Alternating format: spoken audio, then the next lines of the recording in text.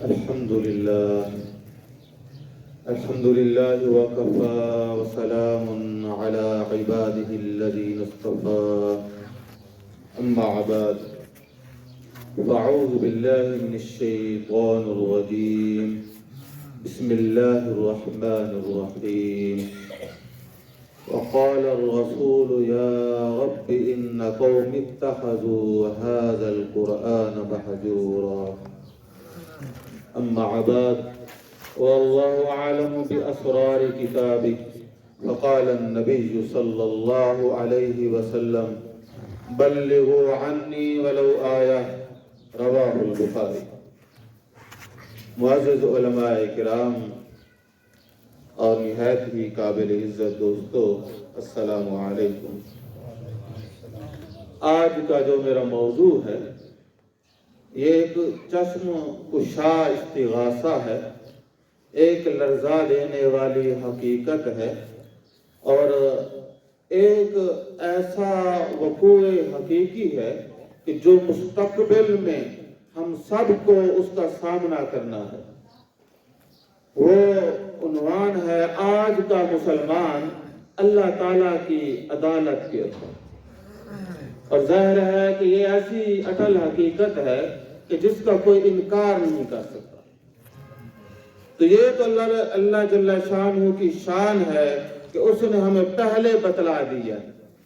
اب ذرا آپ تصور کیجئے کہ وہ جو مالک یوم الدین ہے، وہ جو احکم الحاکمین ہے، اس کے کٹہرے میں حضرت انسان کھڑا ہے، اور یہ جو آیت کریمہ کی تلاوت میں نے کی ہے یہ ایک حقیقی سچ ہے۔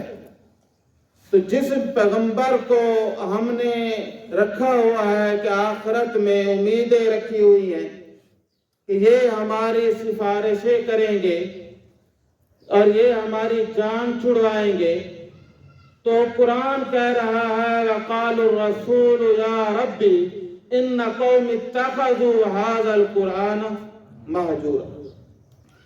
یہ نہ ہو کہ ہم ان لوگوں میں شامل ہو جائیں کہ جن کے خلاف نبی کریم صلی اللہ علیہ وسلم کھڑے ہو جائیں اور اللہ جل شانہ سے یہ شکایت کریں کہ اے میرے پروردگار یا ربی ان قوم اتخذوا هذا القرآن مہجورا۔ تو بھائی اگر ہم اسی کٹہرے میں کھڑے ہو گئے جس کے خلاف ہو نبی کی گواہی، اس کے خلاف اگر نبی کھڑے ہو گئے تو اس کی نجات ہوگی۔ تو ہمیں ایک موقع ہے کہ ہم اپنی تیاری کریں۔ تو آج کا جو موضوع ہے وہ اس حوالے سے میں چند آیات آپ کے سامنے گوشت گزار کروں گا، اور آیات کے چناؤ میں میں نے اس بات کو سامنے رکھا ہے کہ وہ آیات جس کو آج عوام الناس ماننے کو تیار ہی نہیں ہے، ایسی آیات جس کو کوئی سننے کو تیار نہیں، نہ وہ منبر رسول پر پیش کی جاتی ہیں، اگر سنا بھی جائیں تو وہ ماننے کو تیار نہیں ہے۔ تو آخر وہ کون سی ایسی آیات آ گئی ہیں جس کو کوئی ماننے کو تیار بھی نہیں ہے؟ تو میں آپ کو اس کی چند آیات آپ کے سامنے گوشت گزار کر کے اجازت چاہوں گا۔ سورۃ الاعراف آیت کریمہ 188، رب جل شانہ نے فرمایا قل، آپ فرما دیجئے۔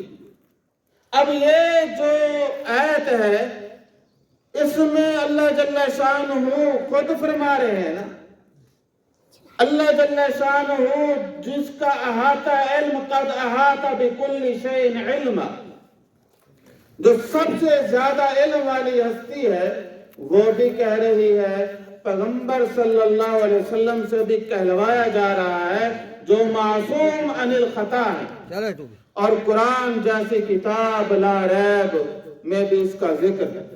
اب دیکھیں اللہ جل شانہ کی طرف سے بھی ہے، پیغمبر صلی اللہ علیہ وسلم کی طرف سے بھی ہے، اور قرآن جس کے بارے میں بدگمانی ہی کفر ہے، تو فرمایا لا شک فیہ لا ریب فیہ۔ وہ بات کیا تھی؟ فرمایا قل، آپ اعلان کر دیجئے آپ بتلا دیجئے، آپ سب کو سنا دیجئے۔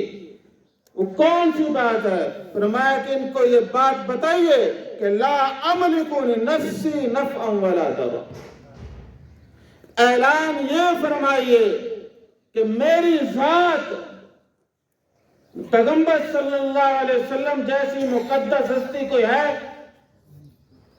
توحید کا یہ ترانہ اللہ نے کہلوایا۔ فرمایا کہ آپ جیسی مقدس ہستی بھی کیا ہے؟ اپنی جان کی مالک نہیں ہے۔ آپ کہہ دیجئے لا املک لنفسی نفعا ولا ضرا، میں جو محمد کریم صلی اللہ علیہ وسلم ہوں، میں اپنی جان کے نفع کا بھی مالک نہیں ہوں، نقصان کا بھی مالک نہیں ہوں۔ قرآن مجید کی تعلیمات کا خلاصہ بے توحید ہی ہے نا۔ ہر ورق، ہر صفحہ، ہر سورہ اللہ جل شانہ کی معرفت کی تعلیم دے رہی ہے۔ اسلام کا جو نظریہ توحید ہے کہ ساری طاقت کا مرجع اللہ تعالیٰ کی ذات ہے۔ فرمایا کہ آپ ان کو کہہ دیجئے کہ میں اللہ جل شانہ کا رسول تو ہوں، لیکن میں اپنے نفس کا مالک، اپنی جان کے نفع و نقصان کا مالک نہیں ہوں۔ پھر کون مالک ہے؟ فرمایا ان کو کہہ دیجئے الا ما شاء اللہ، یہ جان کس کی قدرت میں ہے؟ اللہ رب العزت کی قدرت اور اختیار میں ہے۔ فرمایا کہ ان اللہ علی کل شیء قدیر، ہر مخلوق کے ذرے ذرے پہ کس کی قدرت کاملہ ہے؟ اللہ جل شانہ۔ تو فرمایا یہ اعلان کر دیجئے کہ جب کائنات کی مقدس ترین ہستی اپنے نفع و نقصان کا اختیار نہیں رکھتی، دوسروں کے نفع و نقصان کا اختیار کہاں سے رکھے گی؟ اور پھر ساتھ یہ بھی بتلا دیجئے وَلَوْ كُنْتُ عَالَمُ الْغَيْبَ، اگر میں غیب کا علم جانتا۔ یہ کون کہہ رہے ہیں؟ جناب نبی کریم صلی اللہ علیہ وسلم۔ یہ کوئی کتاب نہیں کہ جس پر جرح و تعدیل ہوگی، قرآن کی لا ریب کتاب ہے، اس میں کوئی شک ہے؟ فرمایا کہ آپ کہہ دیجئے وَلَوْ كُنْتُ عَالَمُ الْغَيْبِ، اگر میں عالم الغیب ہوتا۔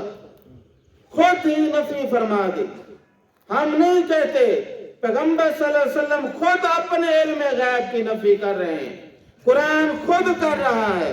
فرمایا کہ دو نتیجے نکلتے۔ اگر آپ کو علم غیب ہوتا تو دو امکانات تھے، تو دونوں کا ذکر اللہ جل شانہ نے فرما دیا۔ فرمایا کہ ان کو کہہ دو وَلَوْ كُنْتُ عَالَمُ الْغَيْبِ لَسْتَكْثَرْتُ مِنَ الْخَيْرِ، کہ میں بہت سارا نفع اکٹھا کر لوں۔ بھائی غیب کا علم ہوتا تو نفع اکٹھا کر لیتے۔ اب آدمی کو پتہ ہے کہ کل کیا ہونا ہے تو اس کی تدابیر کر لیتے۔ غزوہ احد کے معاملے میں حضرت حمزہ کو کہتے کہ آپ نے بچ کر آنا ہے وحشی سے، آپ نے زرہ پہن لیں اور وحشی پہ آنکھ رکھیں، اور بلکہ وحشی کا کلا کما کر دیں، کتنی خیر اکٹھی ہو جاتی۔ اگر غیب کا علم ہوتا زمین کے خزانوں سے سونا نکال لیتے۔ تو اس کی کئی معاملات ہیں۔ اور دوسرا فرمایا وما مسنی السوء، اور مجھے کوئی بھی تکلیف چھو ہی نہ پاتی۔ تو اگر میرے پاس علم کے خزانے ہوتے تو دو چیزیں تھی نا، ایک تھا فائدہ اکٹھا کرنا، اور دوسرا تھا آنے والے مسائل سے، پریشانیوں سے کیا بچنا۔ احد کے جو پہاڑ پہ کھڑے تھے صحابہ تو دوسرے کھڑے کر دیتے، بار بار تنبیہ کر دیتے، تو کتنے فوائد حاصل کر سکتے تھے۔ تو فرمایا کہ ان کو یہ کہہ دیجئے۔ تو یہ کون کہہ رہا ہے؟ اللہ جل شانہ نبی کریم صلی اللہ علیہ وسلم سے اعلان کروا رہے ہیں، اور فرمایا کہ ان کو یہ کہہ دیجئے इन अना इल्ला नज़ीरुन व बशीर, तो मैं हूँ कौन? फरमाया कि इनको कह दीजिए मैं हूँ डर की खबर सुनाने वाला, लोगों को बशारतें देने वाला, लिकौमी युमिनून, जो लोग ईमान रखते हैं उनको कॉन्शियस भी करूंगा मैं, उनको मैं राह हिदायत पे चलाऊंगा भी मैं, रास्ता दिखाऊंगा भी मैं। अगर अच्छा अमल कर रहे हैं तो जन्नत की बशारत भी उन्हें दूंगा, अगर उनकी राय उल्टी हैं तो फिर उनको जहन्नम का क्या है तंबीह भी करूंगा। अज़ीज़ सामीन किराम, अब आप जरा अंदाजा लगाइए इस आयत पे कितने लोगों का, हमारी अमूमी जिंदगी में लोगों का ईमान है, कितने फीसद लोग हैं जो इसके ऊपर यकीन करके बैठे हैं।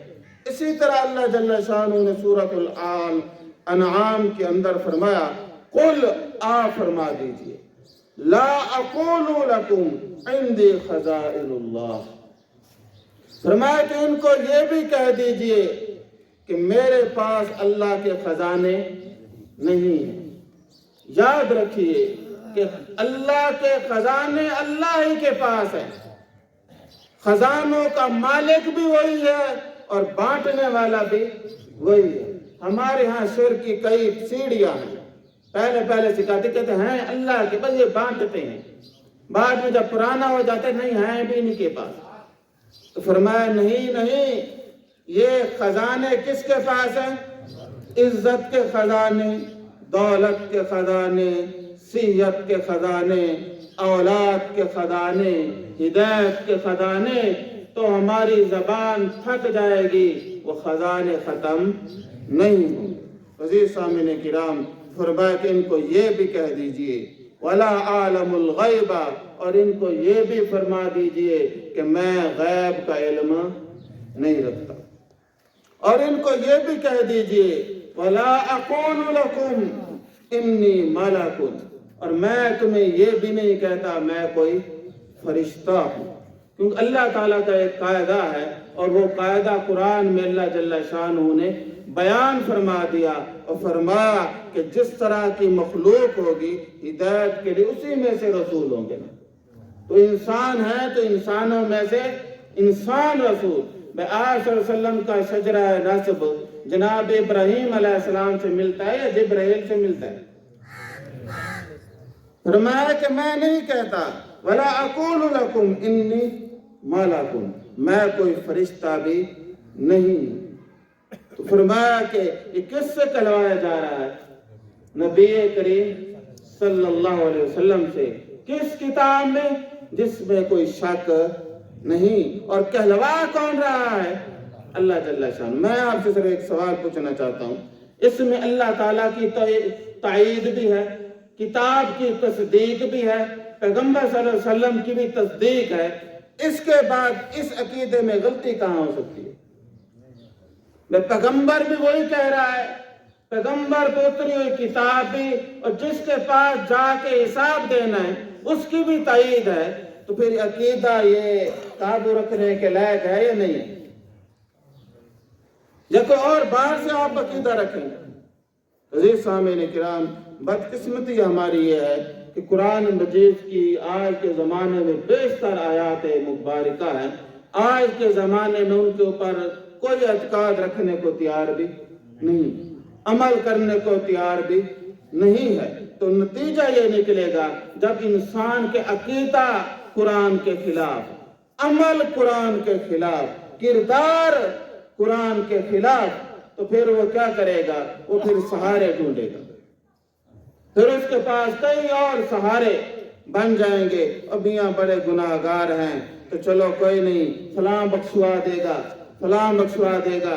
तो एक मौलाना साहब मुझे कहने लगे कि भाई हम जब मैदान हाशर में खड़े होंगे तो हमें तो कई बुजुर्ग इधर से उठेगा छुड़वा लेगा, उधर से उठेगा छुड़वा लेगा, उधर से उठेगा, और लेने लगी होंगी, तो आपको फिर कौन छुड़ाएगा? भाई जो आदमी सारी जिंदगी रब्बे रहीम और करीम की इबादत करता रहा और जिसने फैसला करना है वो उसके करीब था, تو کیا وہ اس کے اوپر رحم نہیں کرے گا؟ اور میں نے تو اس کو اور جواب دیا تھا، میں نے کہا جو تیرے ہیں نا بزرگ وہ سارے ہمارے رشتہ دار ہیں، کوئی نہ کوئی نکل ہی آئے گا ہمارا، تو اس لیے تو ٹینشن نہ لے، تو اپنا بتا رہے سارے جو ہے نا ہمارے ہی رشتہ دار ہیں۔ تو خیر کہنے کا مطلب وہ تو ایک مذاق تھا۔ تو بھائی اللہ جل شانہ نے فرمایا وَاعْتَصِمُوا بِحَبْلِ اللَّهِ جَمِيعًا وَلَا تَفَرَّقُوا۔ اب آپ اسی پہ آپ دیکھ لیں کتنے لوگوں کا اس کے اوپر عمل ہے، ہر کسی نے اپنی کوئی نہ کوئی نسبت بنائی ہوئی ہے، کوئی نہ کوئی چھوٹی بڑی جماعت ہے یا نہیں ہے، نام بھی خیر سے ہے۔ تو فرمایا کہ اللہ نے فرمایا تم نے کیا کرنا ہے وَاعْتَصِمُوا بِحَبْلِ اللَّهِ جَمِيعًا وَلَا تَفَرَّقُوا، تو اللہ تعالیٰ کی رسی کو مضبوطی سے تھام لیں اور ٹکڑا ٹکڑے نہ ہو۔ تو قرآن مجید کے ساتھ جب دامن ہوگا، اس کے ساتھ تعلق ہوگا، جس طرح نبی کریم صلی اللہ علیہ وسلم نے فرمایا کہ بھئی ان اللہ یرفع بہذا الکتاب اقواما، تو فرمایا کہ اللہ جل شانہ اسی کتاب کے ذریعے سے بہت ساری قوموں کو کیا کرتے ہیں، بلندی عطا فرماتے ہیں، وَيَضَعُ بِهِ آخَرِينَ، اور قومیں مال عروج پر بھی اسی کے ذریعے سے جائیں گی اور زوال پر بھی۔ جو قوم قرآن پہ عمل نہیں کرے گی تو وہ کیا ہوگی، وہ معزز سے زمانہ میں مسلمان ہو کر ہم خوار ہوئے دارے کے قرآن کو۔ عزیز سامعین کرام، یہ دو آیات میں نے آپ کے سامنے وہ پیش کی جو توحید پر دلالت کرتی تھی، لیکن گواہی کس کی تھی؟ پیغمبر صلی اللہ علیہ وسلم کی تھی۔ ایک اور آیت کریمہ میں نبوت کے مقام کے حوالے سے عرض کرنا چاہتا ہوں، اور اس کا انداز بھی یہی ہے۔ فرمایا کہ قل فرما دیجئے، تو کیا فرما دیجئے؟ انما انا بشر مثلکم، آپ خود اعلان کر دیجئے قرآن جیسی لاریب کتاب میں، پیغمبر جیسے صادق الامین کی زبان، اور اللہ جل شانہ مالک کی طرف سے تائید، تو فرمایا آپ کہہ دیجئے، کیا کہہ دیجئے؟ قل انما انا بشر مثلکم۔ تو قرآن مجید کے اندر یہ بات واضح بیان فرما دی گئی۔ اب ہم میجورٹی کے دیکھتے ہیں، لوگوں کی اکثریت کو دیکھتے کو ماننے کو تیار ہے، وہ کہتے نہیں نہیں، تو بشر کہنا ہی کفر ہے، بشر کہنا بھی کیا ہے؟ کفر ہے۔ تو آپ بشر نہیں ہیں، تو بھئی یہ میں نے آیت بنائی ہے، کس نے بنائی ہے؟ کس نے نازل کی ہے؟ اللہ تعالیٰ نے۔ پیغمبر کی تائید بھی ساتھ ہے، سورۃ القاف کی آخری آیت کریمہ ہے 110۔ اللہ جل شانہ فرمایا آپ کہہ دیجئے انا بشر مثلکم۔ تو عزیز سامعین کرام، کیا نبی کریم صلی اللہ علیہ وسلم کا وجود اطہر وہ اسی طرح نہیں تھا کہ جس طرح ہمارا وجود ہے؟ بھائی ان کے 2 ہاتھ تھے، ہمارے بھی کیا ہے؟ 2 ہاتھ ہیں، اور ہماری 2 آنکھیں ہیں، ان کی کتنی آنکھیں تھیں؟ تو بھائی سمجھنے کی بات ہے نا۔ تو ہمارے بھی 2 کان ہیں، ان کی کتنے کان تھے؟ تو یا ہمارا 5-6 فٹ قد ہے تو ان کا کوئی 100 فٹ قد تھا، وہ بھی اتنا ہی تھا جس طرح ایک نارمل آدمی کا ہوتا ہے۔ بھائی فرق کیا تھا؟ مرتبے میں تھا۔ فرق کس میں ہے؟ مرتبے میں۔ گھر فرق مراتب نکنی زندگی است۔ تو بھائی سادہ مثالیں 4 دیتا ہوں میں۔ والد اور بیٹا دونوں انسان ہوتے ہیں نا، کیا یہ دونوں برابر ہوتے ہیں درجے میں؟ بھائی والد ہے بوڑھا، وہ چل بھی نہیں سکتا، اور بیٹا ہے جوان، لیکن مرتبے میں کون ہوگا بڑا؟ والد۔ وہ حالانکہ وہ کمزور ہے، لیکن کیا ہے؟ وہ دونوں انسان ہیں، لیکن مرتبے میں دونوں کا کیا آپس میں فرق ہے۔ جناب ابو بکر صدیق اور ابو جہل، یہ دونوں کون تھے؟ کوئی آج یہ کہے کہ یہ جی ابو بکر صدیق کو انسان کہنا توہین ہے، یہ توہین ہے۔ کیا نعوذ باللہ انسان نے کوئی گالی ہے؟ وہ تو اشرف المخلوق ہے. تو جناب ابو بکر صدیق کون ہے؟ اور ابو جہل وہ بھی انسان، دونوں برابر ہیں. بھائی مرتبے میں فرق ہے. وہ ایمان کے ایمان، وہ کفر کا سردار. فرمایا کہ یہ دونوں برابر کیسے ہو گئے؟ بھائی موسیٰ علیہ السلام اور فرعون یہ دونوں انسان تھے یا نہیں تھے؟ پوری دنیا فرعون کو کیا سمجھتے؟ جن تھا وہ یا ابلیس تھا؟ بھائی انسان تھا. فرعون بھی انسان، موسیٰ بھی انسان، یہ دونوں برابر ہیں. وہ اللہ کے پیغمبر اور وہ اللہ کا باغی دشمن. باقی جملہ جتنے پیغمبر ہیں جناب آدم علیہ السلام سے لے کر نبی کریم صلی اللہ علیہ وسلم تک وہ سارے انسان ہیں نا. تو ان کو انسان کہنے سے ان کی توہین نہیں ہوتی، تو ان کو انسان کہنے سے توہین کیسے ہو گئی؟ تو نعوذ باللہ انسان ہونا کوئی بری بات تھی؟ وہ تو آسانی تقویم ہے، وہ تو اشرف مخلوق ہے. تو یہ کیوں یہ باتیں رچائی گئی؟ آخر یہ سلسلہ کیوں یہ کہانیاں وضع کی گئی کہ بھائی نہیں آپ نے انسان نہیں کہنا؟ تو بھائی مسئلہ یہ تھا کہ یہ کیونکہ نبی کریم صلی اللہ علیہ وسلم کو دو جہتیں بنائی گئی. ایک وہ پیغمبر ہیں جو جناب ابراہیم علیہ السلام کی اولاد ہیں. 40 سال کی عمر میں انہیں نبوت ملی، جن کی والدہ آمینہ اور والد جناب عبداللہ ہیں. بنو قریش کے وہ فرزند تھے اور آپ نے 40 سال کے اندر آپ کو نبوت ملی. 23 سال آپ نے اس نبوت کا اعلان فرمایا.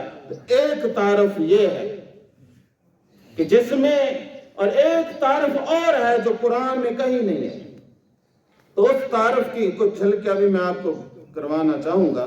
تو پہلے تو یہ عجیب ہے کہ حضرت آمنہ بھی بشر، جناب عبداللہ بھی بشر، حضرت خدیجہ بھی بشر، سیدہ فاطمہ بھی بشر، اور زینب و رقیہ و ام کلثوم رضی اللہ تعالی عنہن یہ سب بشر. تو یہ بیوی بھی بشر، ماں باپ بھی بشر. تو یہ درمیان میں کیا ہے؟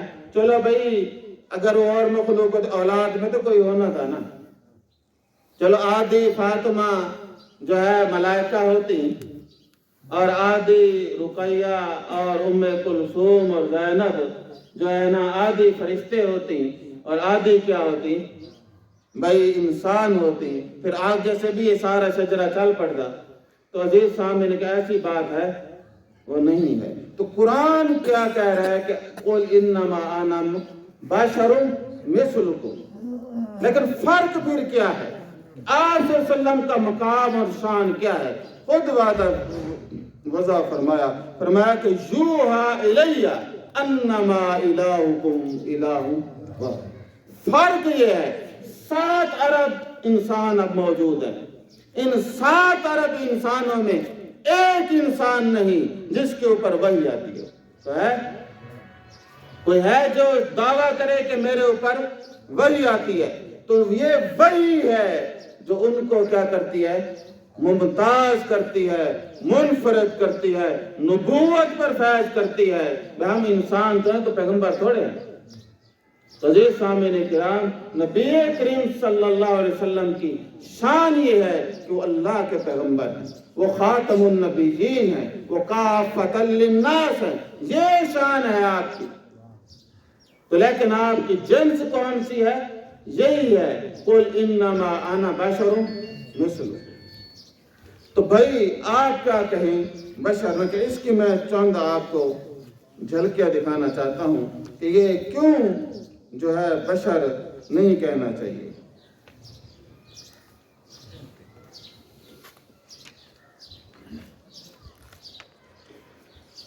ایک کافی ہے تو کہتے ہیں کہ یہ نبی کریم صلی اللہ علیہ وسلم کے بارے میں یہ وضع کی گئی اور کہتے ہیں کہ الف د مکھڑے تے موئن د گھنگٹ. مکھڑا چہرہ الف مانا اللہ کا، اور جو گھونگٹ تھا صحرا تھا وہ کس کا؟ نبی کریم صلی اللہ علیہ وسلم. کہنا وہ چاہتے ہیں کہ وہ جو مستوی عرش تھا خدا ہو کر اتر پڑا ہے مدینے میں مصطفیٰ ہو کر. وہ جو اللہ تعالیٰ عرش پر تھے نا، تو نیچے آئے ہیں کیا بن کر؟ نبی کریم صلی اللہ علیہ وسلم. تو یہ کہنا وہ چاہتا ہے، کہتا ہے عرش تے سی اج فرش تے آئے، تایوں بدل مکان لیا، الف دے مکھڑے تے میم دا گھونگٹ، تینوں جانا نہ لیا جان لیا، ناپا بلیکھے انا بشری دے. یہ جو ہے نا آیت، قل انما انا بشر مثلکم، تو شاعر کہتا ہے ناپا بلیکھے انا بشری دے، تینوں عاشقاں نے پہچان لیا. بھئی آنا بشری کہہ کے ہمیں ہٹاؤ نا، عاشقوں کو پتہ چل گیا ہے کہ تو کون ہے. احد ہاں بھارت احمد آیا، کہ احد تھا احمد بن کے آ گیا. اور ایک اور جو ہے وقت کے ولی کا شعر میں سنانا چاہوں گا، بڑی معذرت سے تھوڑے میری زبان کا لہجہ کچھ اس طرح کا ہے. کہتا ہے میری سرکار کو جو نور خدا کہتے ہیں، میری سرکار کو جو نور خدا کہتے ہیں، جو بھی کہتے ہیں بجا کہتے ہیں. ہم تو پابند شریعت ہیں وگرنہ زاہد، ہم تو پابند شریعت ہیں وگرنہ زاہد، عشق والے تو محمد کو خدا کہتے ہیں. تو یہ خدا بنایا نہیں بنایا؟ تو بھائی وہ خدا بنانا چاہتے ہیں. ہمارے غزالی زبان اور جو ہے مفکر دوران، ان کے پاس ایک صاحب آئے اور انہوں نے ایک سوال کیا.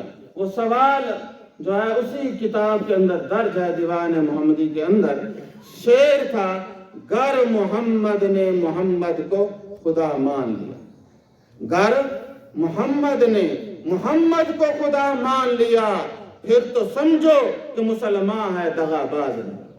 اگر محمد یار گڑی والا جو بڑے بزرگ ہیں، وہ فوت ہو گئے، ان کا دربار شریف بھی ہے، تو اس نے اگر نبی کریم صلی اللہ علیہ وسلم کو خدا مان لیا، پھر تو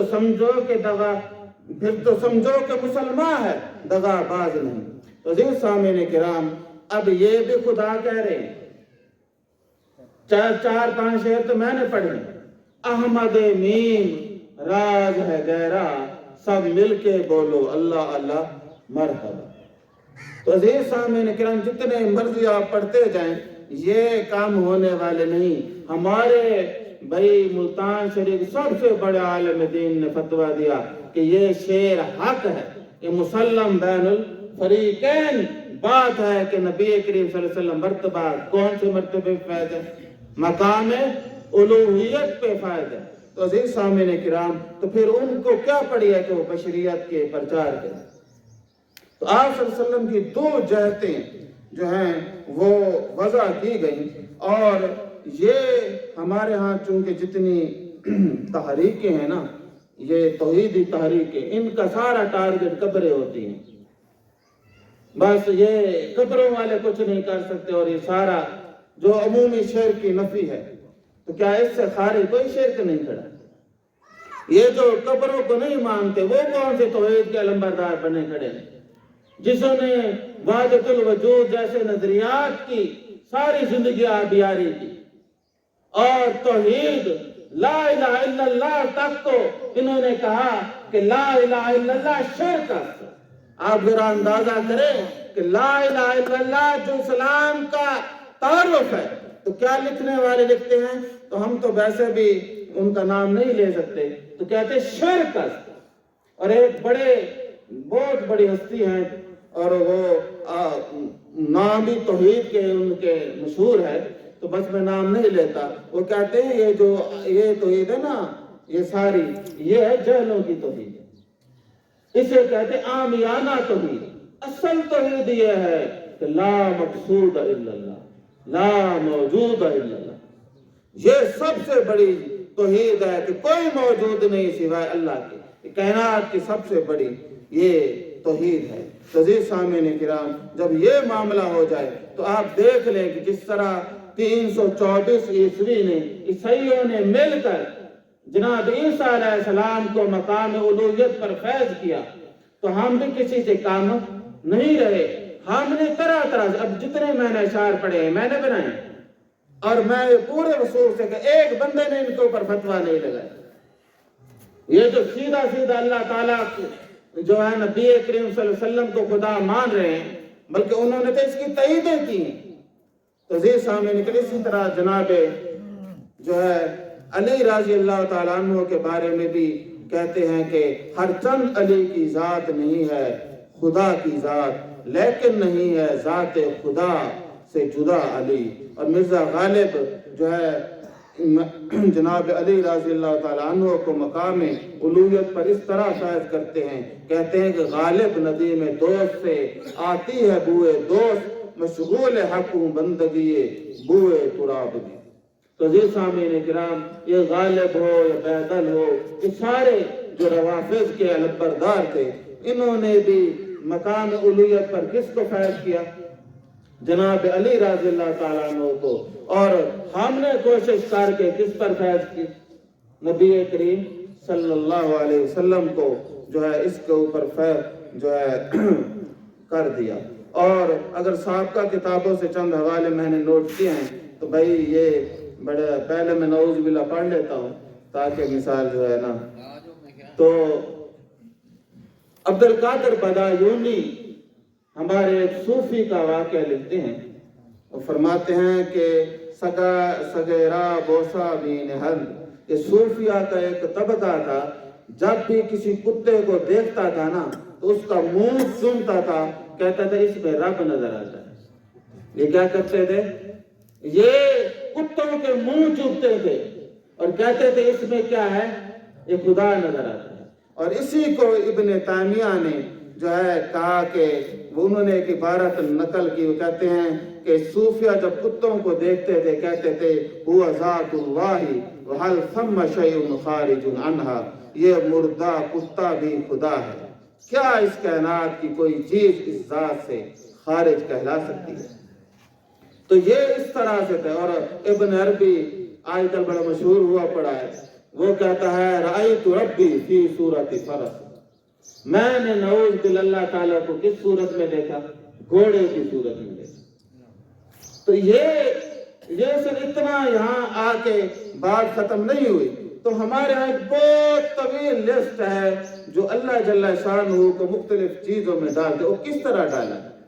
تو میں تھوڑی سی جرات کروں گا، جنہوں نے نبی کریم صلی اللہ علیہ وسلم کو اللہ میں سے نکالا، نور من نور اللہ، پہلے تو آپ یہ بتائیں کہ اللہ تعالیٰ میں سے جو چیز نکلے گی وہ خود اللہ ہوگی یا نہیں ہوگی؟ نور مخلوق ہے، نور کیا ہے؟ تو اللہ میں سے نور کیسے نکل سکتا ہے؟ پھر نبی کریم صلی اللہ علیہ وسلم اللہ میں سے نکلا ہے، اور یہ یاد رکھیں اللہ میں سے جو نکلے گا وہ خود اللہ ہوگا۔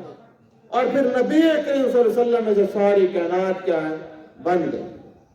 جب ساری کائنات بن گئی تو اس کا نتیجہ یہ نکلا کہ اس کائنات کے اندر اچھی چیزیں بھی ہیں، بری چیزیں بھی ہیں۔ تو اس کے اندر بھئی گندی چیزیں بھی ہیں، خنزیر بھی ہے، ابلیس بھی ہے، فرعون بھی ہے۔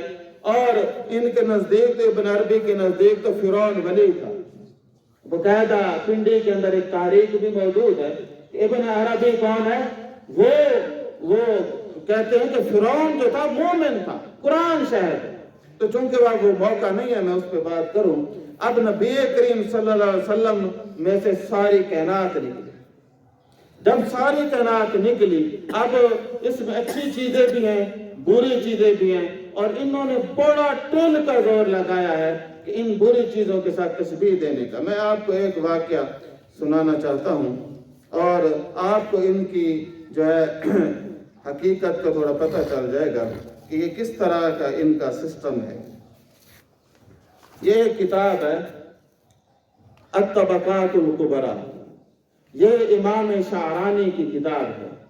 امام شعرانی جو تھے یہ 7ویں 8ویں صدی ہجری کے ہیں.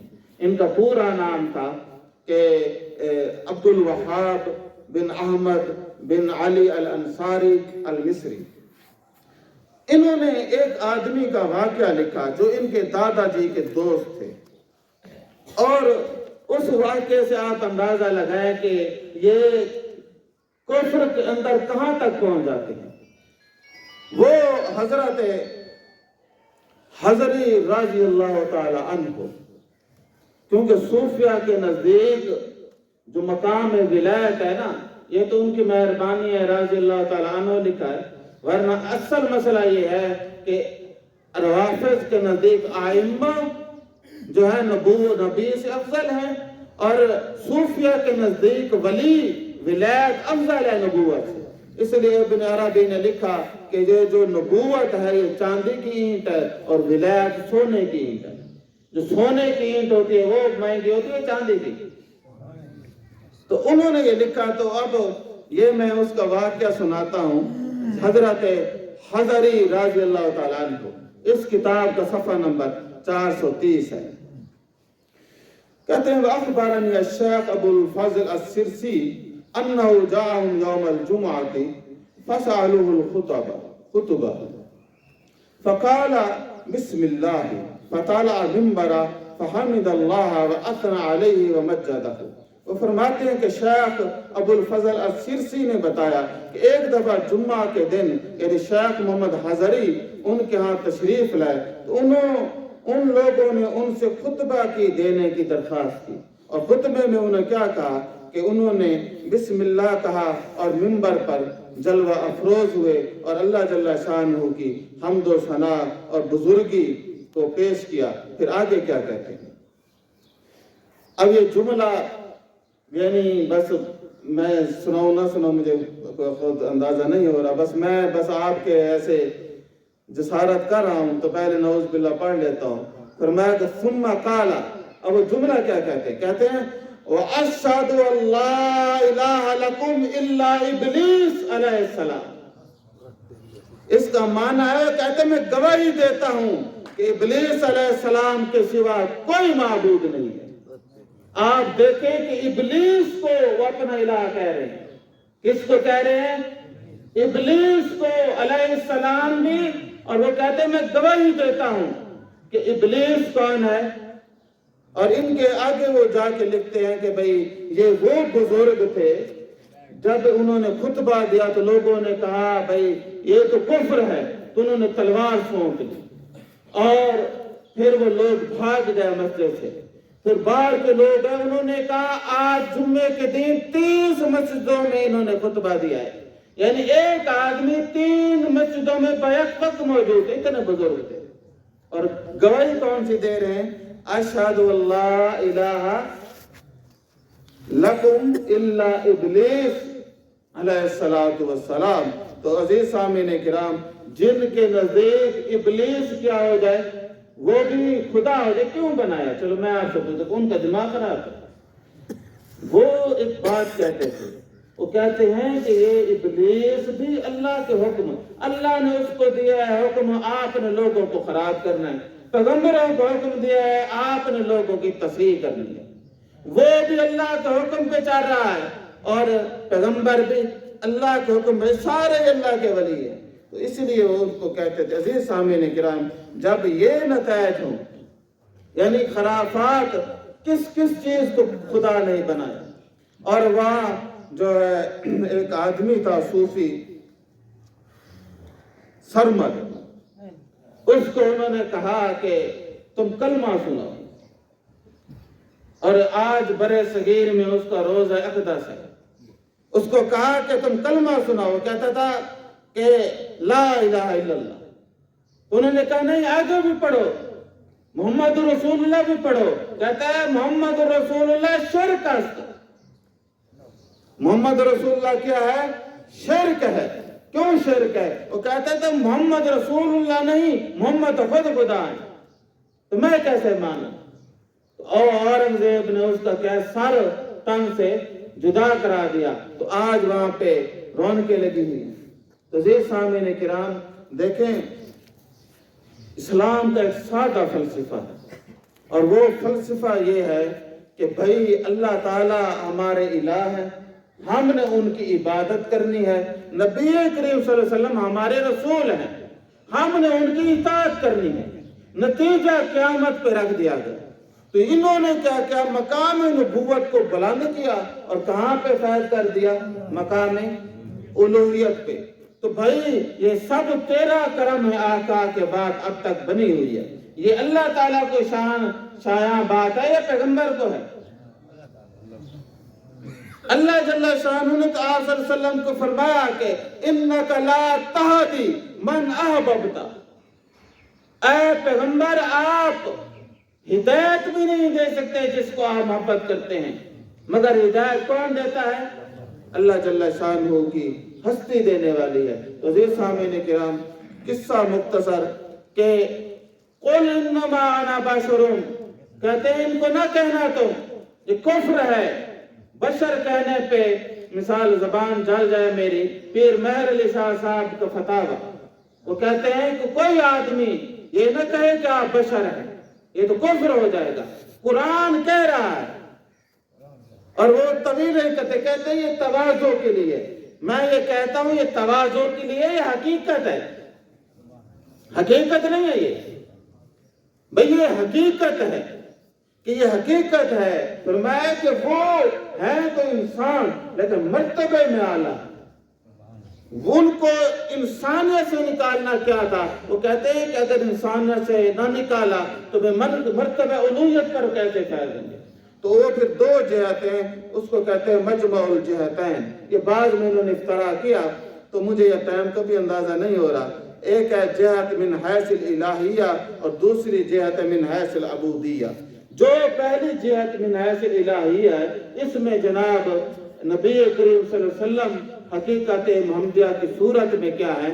وہ پورے قادر مطلق ہیں، اور دوسرے میں بشر ہیں۔ تو اس لیے ہمارے اسلاف کہتے ہیں بھئی ہم پاگل ہیں کہ ایک آدمی بشر ہو اور اس کو ہر جگہ حاضر ناظر مانیں۔ ہم تو مانتے ہیں کہ آپ میں سے ساری کائنات نکلی ہے، اور اسی لیے آپ سے کائنات نکلی، جس جگہ کائنات ہوگی آپ بھی موجود ہوں گے، اس لیے آپ حاضر بھی ہیں ناظر بھی ہیں، اور ما کان و ما یکون کا علم رکھتے ہیں۔ قرآن کہتا رہے کہ تم عالم الغیب نہیں ہو، پیغمبر کہتا رہے کہ تم عالم الغیب نہیں ہو، کہتے نہیں ہم تو مانیں گے۔ ہم نے ایک بزرگ کی تفسیر پڑھی تو اب آیت کا ترجمہ تو یہی کرنا تھا انہوں نے، کہتے ہیں بات بھی ٹھیک ہے، ترجمہ بھی ٹھیک ہے، حقیقت نہیں ہے۔ اللہ تعالیٰ نے ایسے کروایا عاجزی کے لیے، حقیقت نہیں ہے، کیونکہ اس کا ترجمہ بدل نہیں سکتا تھا، تو بھئی حقیقت نہیں ہے۔ تو عزیز سامعین کرام، ایک دن یہ آئے گا کہ یہ بھی ایک جگہ اکٹھے ہو کے دعویٰ کر دیں گے کہ نبی کریم صلی اللہ علیہ وسلم، آج تو شاعری میں ہے، لیکن حقیقتاً ایک دن آئے گا کہ کھڑے ہو کے کہیں گے نبی کریم صلی اللہ علیہ وسلم کون ہے؟ وہ جو مستوی عرش تھا خدا ہو کر اتر پڑا ہے مدینے میں مصطفیٰ ہو کر، اور اللہ تعالیٰ نے فرمایا لم یلد ولم یولد۔ تو نہ اللہ جل شانہ میں سے کوئی نکلا ہے، تو نہ کوئی اللہ تبارک و تعالیٰ میں سے نکلا ہے، نہ اللہ تعالیٰ کسی میں سے نکلے ہیں، تو یہ نور کہاں سے نکلا ہے؟ اور اللہ الہ ہے، اس میں سے مخلوق نکل کیسے سکتی ہے؟ تو یہ صدور ہوگا، تخلیق کا مرحلہ تو آ ہی نہیں سکتا۔ اور آپ صلی اللہ علیہ وسلم کی جو دوسری جہت ہے، وہ جو بھئی آپ کب کے رسول ہیں، فرمایا کہ جب آدم علیہ السلام جو تھے مٹی گارے کے اندر تھے تب سے میں رسول ہوں۔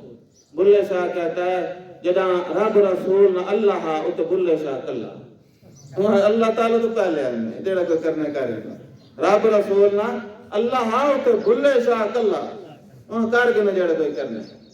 تو بھائی یہ ہمارے جو بزرگ ہیں یہ پہلے ہیں، تو بھی حقیقت یہ ہے کہ اللہ تعالیٰ کی ذات بھی واحد ہے، صفات بھی واحد ہے۔ تو کہتے ہیں چانچن وانگ مدینہ جسے تو کوٹ بٹن بیت اللہ، زہر دے وچ پیر فرید ان دے باطن دے وچ اللہ۔ بے زہر میں کون نظر آ رہا ہے؟ پیر فرید، باطن میں کون؟ اللہ کھڑا ہے۔